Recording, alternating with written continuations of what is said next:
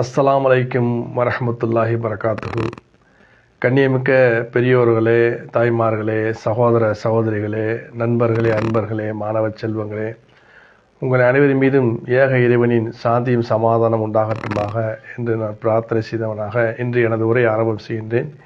கண்ணியமிக்க கனவான்களே, பெரியோர்களே, நம்மை படைத்த இறைவன் யார்? அவன் எப்படிப்பட்டவன்?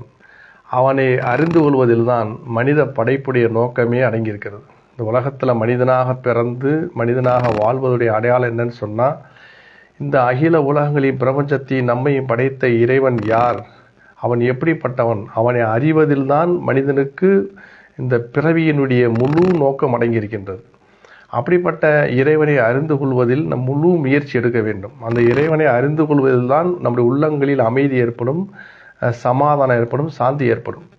அப்படிப்பட்ட இறைவன் யார் அப்படிங்கக்கூடிய அந்த கேள்விக்கு இஸ்லாம் சரியான விடைகளை கொடுக்கின்றது. உண்மையான இறைவன் யார், உண்மையான கடவுள் யார்? இந்த அழகான இந்த பிரபஞ்சத்தை படைத்து, இதில் இந்த வானம் பூமியை படைத்து, இதில் சூரியன் சந்திரனை படைத்து, இந்த வானம் பூமியில் கோடிக்கணக்கான படைப்புகளை படைத்து பரிபாலித்து அதனுடைய ரட்சித்து பாதுகாக்கக்கூடிய அந்த இறைவன் யார் அப்படிங்கக்கூடிய அந்த கேள்விக்கு இஸ்லாம் அறிவுபூர்வமான தெளிவான கடவுள் கொள்கையை மனிதன் முன்னாடி முன்வைக்கின்றது. அப்படிப்பட்ட கடவுள் கொள்கை என்ன அப்படிங்கக்கூடிய அந்த கேள்விக்கு ஒரு சிறிய அத்தியாயத்தில் பரிசுத்த குரானில் கடவுளை பற்றியான முழு வரைவிலக்கணம் இருக்கின்றது. அதாவது குரானில் 112வது அத்தியாயத்தில் சூரத்துல் இஹ்லாஸ், அந்த சூரத்துல் இஹ்லாஸில் கடவுளை பற்றியான முழு வரையறைகள் தெளிவாக சொல்லப்பட்டுள்ளது. அந்த வசனத்தில் என்ன சொல்கிறான், இறைவன் சொல்லுகிறான் என்று சொன்னால், உங்களை படைத்த இறைவன் யார் என்று சொன்னால், குல் ஹுவல்லாஹு அஹத் அல்லாஹு ஸமத் லம் யலித் வலம் யூலத் வலம் யகுல்லஹு குஃபுவன் அஹத். உங்களை படைத்த இறைவன் ஒரே ஒருவன் தான் அப்படி சொல்லி தெளிவாக அழுத்தம் திருத்தமாக இந்த கொள்கையை இஸ்லாம் அப்படி ஆணித்தரமாக முன்வைக்கின்றது. உங்களை படைத்த இறைவன் ஒருவன் தான், அவன்தான் அனைத்தையும் படைத்தான், அவன்தான் அனைத்தையும் பரிபாலனம் செய்கின்றான், அவன்தான் அனைத்தையும் அழிப்பான், அவன்தான் மறுமை நாள் அனைத்து படைப்பினைகள் உயிர் பெற்று எழச் செய்வான். அப்படிங்கக்கூடிய அந்த விஷயங்கள் அனைத்து சர்வ அதிகாரங்களுக்கு சொந்தக்காரன் ஒரே ஒரு இறைவன் தான் அப்படிங்கக்கூடிய ஓர் இறை கொள்கையை இஸ்லாம் ஆணித்தரமாக முன்வைக்கின்றது. அந்த மாதிரியான செய்திகளை முன்னாடி உள்ள ஒரு 6 வீடியோக்களில் நம்ம பார்த்தோம். இன்ஷா அல்லாஹ் இன்று நாம் இறைவனுக்கு அடுத்து அந்த அந்த குரான் 112வது அத்தியாயத்தில் அடுத்து இறைவன் தனக்குள்ள பண்பாக சொல்லக்கூடிய விஷயம்னா அல்லாஹு ஸமத், அல்லாஹு தேவைகளற்றவன். அல்லாஹு தேவைகளற்ற சொன்னால் மனிதனுக்குள்ள எந்த ஒரு பலகீனமும் நம்ம படைத்த இறைவனுக்கு கிடையவே கிடையாது. மனிதனுக்கு இருக்கக்கூடிய அந்த மனிதன் நம்ம என்ன செய்கிறோம், சாப்பிட்றோம், தூங்குகிறோம், மலஜலம் கழிக்கிறோம், அதே மாதிரி நம்ம உடம்புல சோர்வு களைப்பு ஏற்படுது, நம்ம என்ன செய்கிறோம், இறுதியில் மறைத்து விடுகிறோம். இப்படி எண்ணற்ற பலகீனங்களையும் நம்ம சுமந்திருக்கிறோம். மனிதர்கள் பலகீனம் இல்லைன்னு யாரும் சொல்ல முடியாது. எல்லா பலகீனத்தையும் எவ்வளோ பெரிய உலகத்தில் ஜாம்பவான்களாக இருந்தாலும் சரி, அவர்களுக்குள்ளாக பலகீனம் இருக்கும். அவர்கள் எவ்வளோ பெரிய உலகத்தில் பலசாலியாக இருந்தாலும் சாப்பிடாமல் தண்ணீர் குடிக்காமல் வாழ முடியாது. அதே மாதிரி தூங்காமல் இருக்க முடியாது. அந்த மனிதன் வேலை செய்தால் களைப்பு சோர்வு ஏற்படும். இந்த உலகத்தில் அதே மாதிரி ஒரு நாள் மரணித்து அவர் இல்லாமலாகி விடுவார், இந்த உலகத்தில் மரணித்து விடுவார். இப்படிப்பட்ட பலகீனங்களுக்கு சொந்தக்காரன் தான் மனிதன். ஆனால் படைத்த இறைவனுக்கு இந்த பலகீனம் எதுவுமே கிடையாது. இப்படிப்பட்ட மனிதனுக்குள்ள எந்த ஒரு பலகீனமும் எந்த ஒரு வீக்னஸும் கடவுளுக்கு கிடையாது. அப்படிப்பட்டவன் தான் கடவுளாக இருக்க முடியும் அப்படி சொல்லி இஸ்லாம் ஆணித்தரமாக சொல்லி கடவுள் தனக்குள்ள பண்பாக பரிசுத்த குரானில் குறிப்பிடக்கூடிய அந்த 112வது அத்தியாயத்தில் 2வது வசனத்தில் அல்லாஹு ஸமத் சொல்கிறான். அவன் தேவைகளற்றவன். அப்போ தேவைகளற்றனா அவனுக்கு மனிதனுக்குள்ள தேவைகள் மாதிரி அல்லாஹ்வுக்கு எந்த தேவையும் கிடையாது. உதாரணத்துக்கு அவனுக்கு இப்போ மனிதனுடைய பலகீனத்திலே மிகப்பெரிய பலகீனம், மனிதன் ஒரு நாள் மரணித்து விடுவான். இந்த உலகத்தில் பார்க்கணும், எவ்வளோ பெரிய உலகத்தில் விஞ்ஞான வளர்ச்சி அடைஞ்சாலும் மனித மரணத்தை தடுக்க முடியல.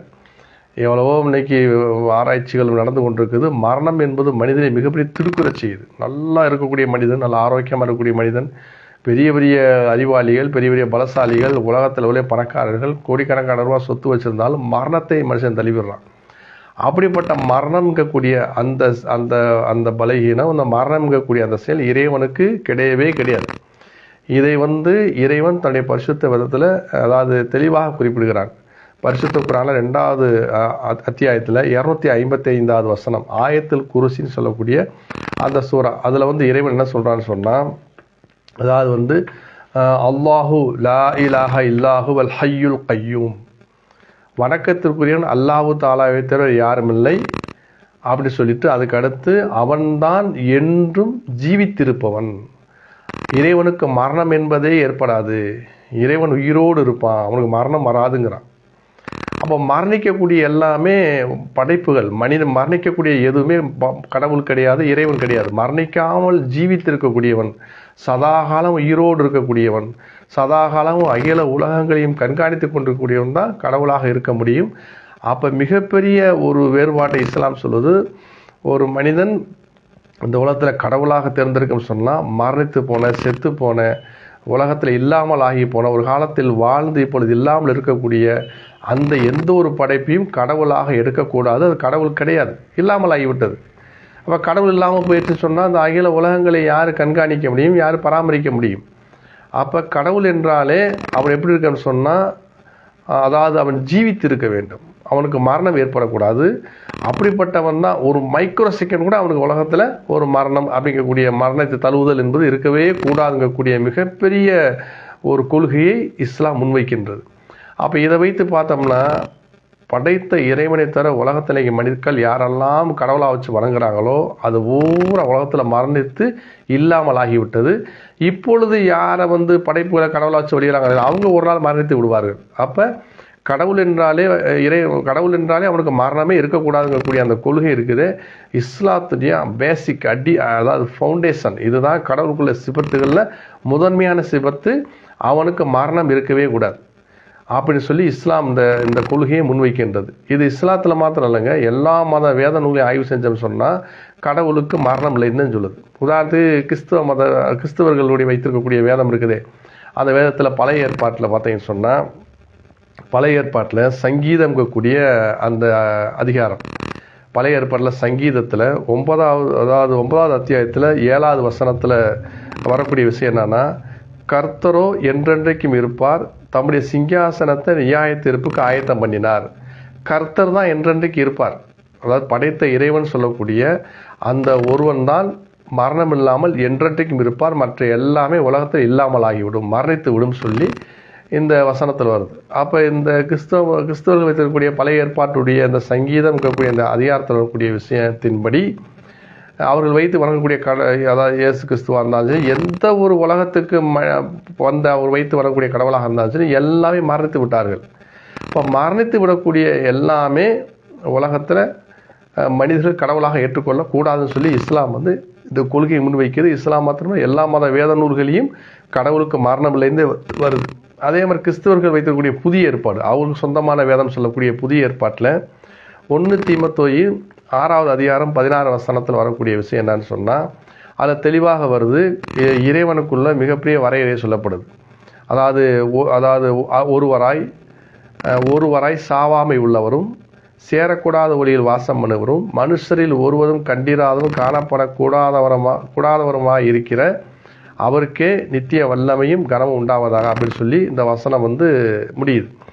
அப்போ இதில் என்ன சொல்லப்படுதுன்னா, படைத்த இறைவன் ஒருவன் தான் அப்படின்னு சொல்லிட்டு அடுத்து சாவாமை உள்ளவர், கடவுளுக்கு சாவு இருக்கக்கூடாது, மரணம் இருக்கக்கூடாது, மரணமே இல்லாதவன் தான் கடவுள் சொல்லி இந்த வசனம் தெளிவாக சொல்லப்படுது.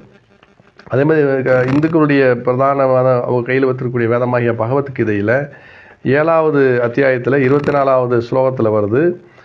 என்ன வருது சொன்னால், அறிவற்றவர்கள் என்னுடைய இணையற்றதும் அழிவற்றதும் மேலானதுமான தன்மையை அறிந்து கொள்ளாமல் மனம் புலன்களால் இவற்றுக்கு அப்பாற்பட்டவனாக சத்சித் ஆனந்தமயமான பரமாத்மாக இருக்கக்கூடிய என்னை மனிதனைப் போல பிறப்புள்ளவனாக கண்களால் காணக்கூடிய தோற்றத்தை அடைந்தவன் என்று எண்ணுகிறார்கள். இந்த உலகத்தில் கடவுள் பிறப்பும் கிடையாது, இறப்பும் கிடையாது.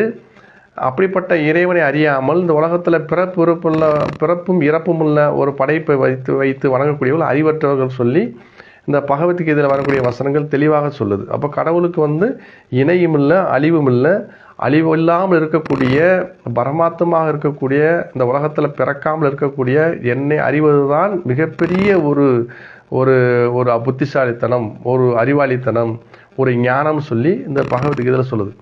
அப்போ சகோதரர்களே, கடவுள் என்றாலே அவங்களுக்கு மரணம் இருக்கவே கூடாது. இந்த உலகத்தில் பாருங்கள், நீ மக்கள் வைத்து வணங்கக்கூடிய ஒவ்வொரு கடவுள் வச்சு பாருங்கள், எல்லாம் மரணித்து போனவைகள் தான். அது எந்த ஒரு மதமாக இருந்தாலும், இஸ்லாத்தை தவிர மற்ற உலகத்தில் எந்த ஒரு மதங்களில் இருக்கக்கூடிய கடவுளை வச்சு வரக்கூடிய கடவுளை பார்த்தீங்கன்னு சொன்னால், அந்த வேதங்களை சொல்லக்கூடிய கருத்துக்களை ஆய்வு செய்யாமல் ஆராயாமல் இவர்கள் சொந்தமாக தன்னுடைய முன்னோர்களை கடவுளாக வச்சு வழிபடக்கூடிய காட்சியில் பார்க்குறோமா இல்லையா? எந்த ஒரு மதத்தை சேர்ந்தாலும் ஒரு கடவுளை சொல்கிறாங்க. இப்போ இயேசு கிறிஸ்துவ சொல்கிறாங்க, கடவுளாக வச்சு வழிபடுறாங்க. இயேசு கிறிஸ்து மரணித்தாரா இல்லையா? இயேசு கிறிஸ்து சிலுவையில் அறையப்பட்டு 3 நாள் மரணித்து கல்லறையில் வைக்கப்பட்டார்னு வருது. அப்போ 3 நாள் இறந்து போயிட்டாலே அவர் கடவுளாக இருக்கிறதுக்கு அந்த அவங்க வேதத்தில் சொல்லப்படக்கூடிய வரையறைக்குள்ளேயே வராமல் போயிடுறார். அதான் 1 தீமோத்தேயு 6:16 படி சங்கீதத்தில் வரக்கூடிய 9வது அத்தியாயத்தில் 7வது வசனத்தின்படி, அதாவது இயேசு கிறிஸ்து கடவுளாக இருக்க முடியாது. ஏன்னா 3 நாள் மரணித்து கல்லறையில் வைக்கப்பட்டிருக்கார். அப்போ 3 நாள் மரணித்தான்னு சொன்னால், இந்த 3 நாள் இந்த உலகத்தை பராமரித்தது யார்? இந்த உலகத்தில் இருக்கக்கூடிய இயக்கங்கள் இயக்கியது யார்? ஒரு சாதாரணமாக ஒரு பஸ்ஸை இயக்கக்கூடிய டிரைவரு ஒரு பல நிமிஷம் கூட வேணாம், ஒரு சில செகண்டு அவர் இறந்துட்டார். ஒரு சில செகண்டில் அந்த வாகனம் ஆபத்துக்குள்ளாக விபத்தில் சிக்கிறோம். ஒரு பஸ்ஸை இயக்கக்கூடிய ஒரு டிரைவர் இறக்கக்கூட வேணாங்க, தூங்கிட்டார். ஒரு சில வினாடிகள் அப்படியே ஸ்டேரிங்கில் படுத்து வண்டி போய்கிட்டு இருக்கும்போது ஸ்டேரிங்கில் படுத்து தூங்கிட்டான்னு சொன்னால், அந்த வாகனம் எவ்வளோ பெரிய ஆபத்தில் சிக்கி அப்படி எவ்வளோ பெரிய விபத்துகளை சந்திக்குது.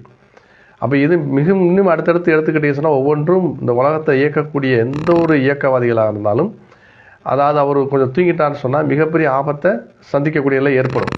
இந்த அகில உலகத்தை இயக்கக்கூடிய இறைவன் இந்த கிரகங்கள்லாம், கோடிக்கணக்கான கிரகங்கள் அண்டவெளியில் சுற்றி சுழந்து அதிபயங்கரமான ஒளி வேகத்தை விட அதிகமான வேகத்தில் சுற்றி சுழன்றக்கூடிய கிரகங்கள், அதை இயக்கக்கூடிய இறைவன் அவன் மரணித்துட்டான்னு சொன்னால், அந்த கிரகங்கள் என்ன ஆகுது, உலகம் என்ன ஆகுது, உலகத்தில் ரட்சிக்கிறது என்ன ஆகுது, உலகத்துக்கு படைப்பினங்களுக்கு உணவளிக்கக்கூடிய காரியம் என்ன ஆகுறது? கடவுள் இறந்துட்டால் உலகமே அழிஞ்சு போயிடும். அதனால் அப்படிப்பட்ட ஒரு நிலை இருக்குதா? கடவுள் அழிஞ்சிட்டானா கடவுளுங்கக்கூடிய அந்த வரையறைக்குள்ளே இல்லாமலாகி அது ஒரு அறிவை ஏற்றுக்கொள்ள முடியாத விஷயம். கடவுள் இஸ்லாம் சொல்லக்கூடிய முக்கியமான விஷயம், கடவுள் என்றாலே, படைத்த இறைவன் என்றாலே மரணிக்காதவன். அல்லாஹு லா இலாஹ இல்லாஹு அல் ஹய்யுல் கய்யூம். இறைவன் என்றும் நிலையாக இருப்பவன், என்றும் ஜீவித்திருப்பவன், மரணமே பிடிக்காது. அப்படிப்பட்டவன் தான் கடவுள், அப்படிப்பட்டவன் தான் இறைவன், அப்படிப்பட்டவன் தான் உங்களை படைத்தவன், அப்படிப்பட்ட இறைவன் தான் உங்களை பரிபாலிக்கிறான், அப்படிப்பட்ட இறைவன் தான் அகில உலகத்தை இயக்குகிறான்னு சொல்லி இந்த கொள்கை இஸ்லாம் தெளிவாக முன்வைக்கின்றது.